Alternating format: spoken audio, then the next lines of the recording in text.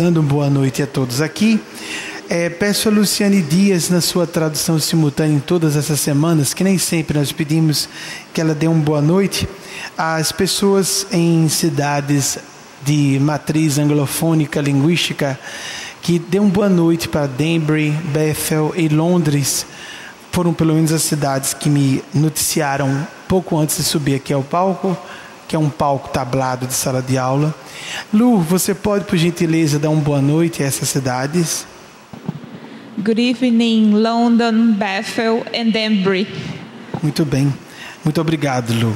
Como fazemos para nos libertar de padrões antigos que ficaram armazenados no nosso inconsciente e que nos atrapalham a felicidade e o crescimento, gerando preconceitos? Desculpe o riso ter saído. Foi o que eu comentei com o D. Veio uma palavra grega na minha cabeça o tempo inteiro, que é relacionada à mudança de padrão de consciência. Peripeteia. Mas peripeteia não sai da minha cabeça. Aí brinquei com a Maisinha. Maisinha, você sabe o que é peripeteia? Pois peripeteia é um turning point, um ponto de mudança.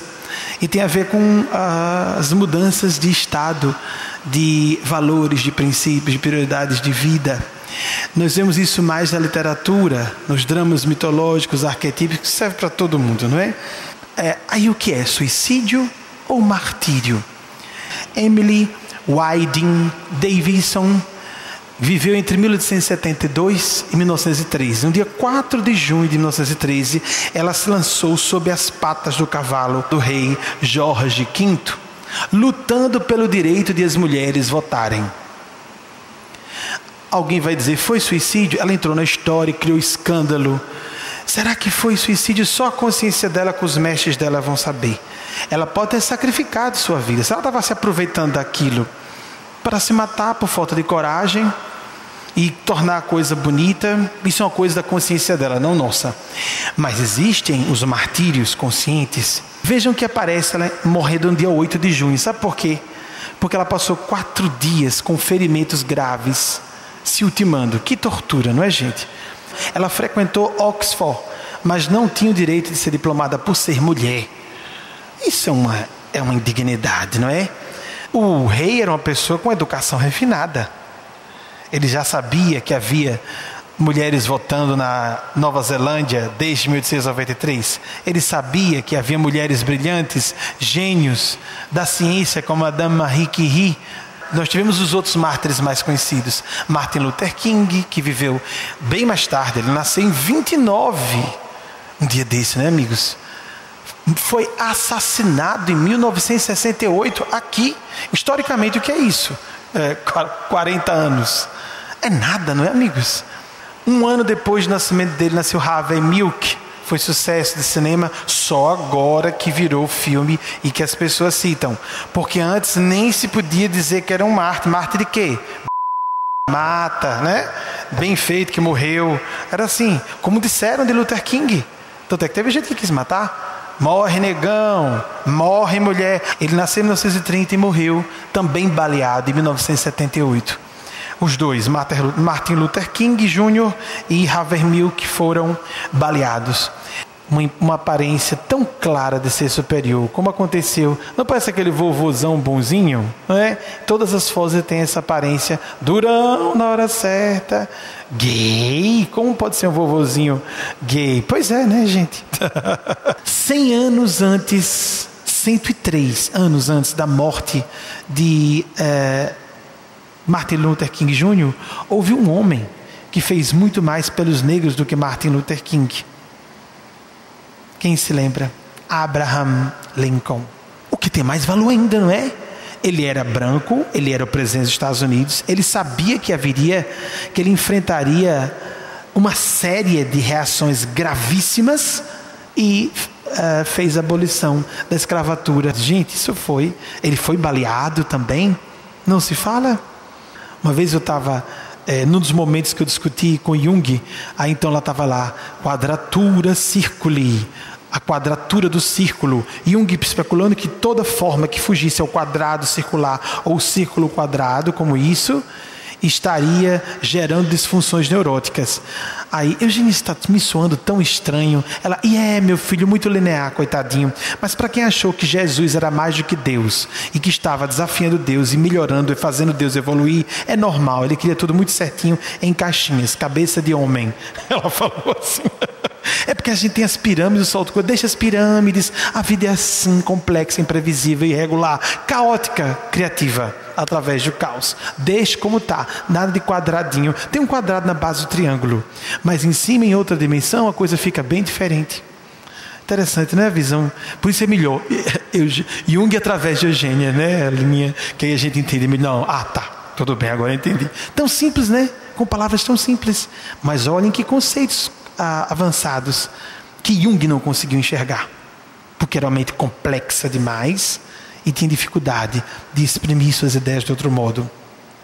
Nós estamos em outro éon do latim, outra era, a era em que nós vamos desenvolver o respeito de múltiplas formas. E existe uma coisa chamada, não é alienígena, mas psicólogos, imago, que é um conceito, imagem que nós criamos dos pais até 4 anos de idade, e nós regredimos facilmente se não ficarmos atentos. Mateus disse, estou vendo Mateus com Eugênia falando, ambos, que você durante esta semana esteve particularmente tocada pela questão dos conflitos domésticos.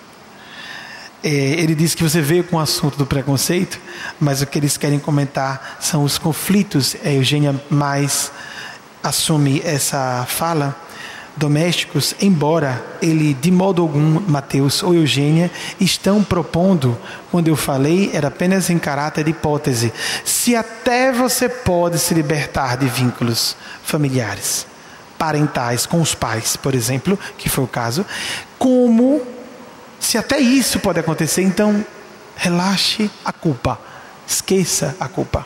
Ele disse que posso falar abertamente, Dalvinha? Sim, pode. Nesta semana você teve uma discussão mais forte com um dos seus pais, coisa normal, né? Mas então todo mundo tem, não estamos falando mal de Dalvinha e do pai e da mãe dela. Mas que foi muito forte essa semana. Não foi uma coisa habitual. Vinha de experiências recorrentes. Ela disse que foi como um resumo de várias discussões que você tiveram no correr do tempo, de insinuações aqui ou ali, de alfinetadinhas aqui ou ali, e virou uma discussão mais forte nesta semana. Sim. Teve isso mesmo, Dalvinha? Sim, a filtragem está indo bem. E que você ficou muito triste porque você, primeiramente, respondeu de forma firme, respondeu respeitosamente, mas sem abaixar a cabeça. Gostava do que estava fazendo na hora, mas nos dias seguintes, nas horas seguintes já, e nos dias seguintes, você, embora tenha poucos dias que isso aconteceu, mas você se sentiu culpada. Sim. Por causa exatamente do inusitado. Nunca tinha acontecido antes, né? Você pediu inclusive aos espíritos, por favor, se eu estiver enganada nessa minha postura, isso foi um pedido muito agudo. E tanto é que eles insuflaram você a vir para cá com essa questão, porque eles queriam que eu falasse em público, porque esse tema é um problema que é comum a várias outras pessoas. Com você foi particular nesta semana, mas vai acabar beneficiando muitas pessoas aqui. Tem interesse coletivo.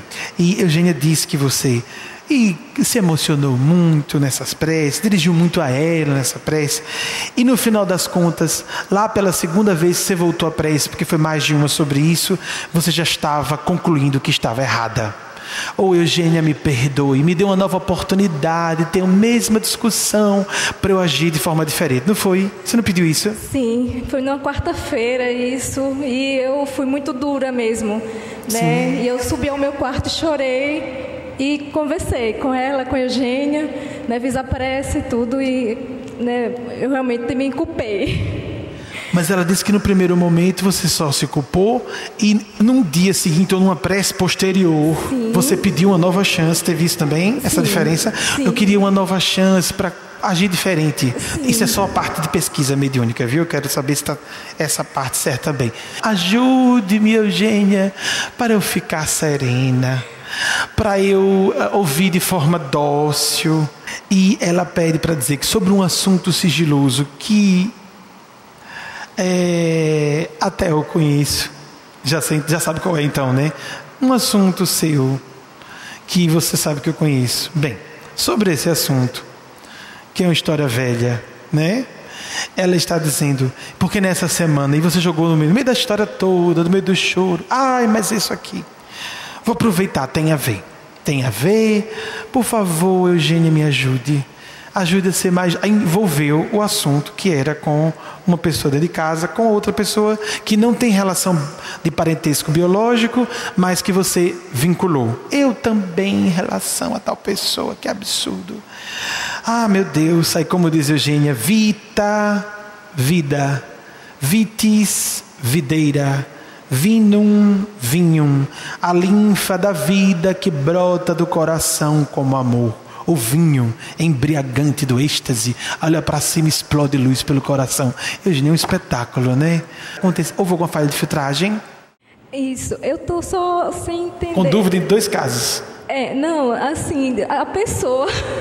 Mas lembre da prece. Está sabendo qual foi a prece?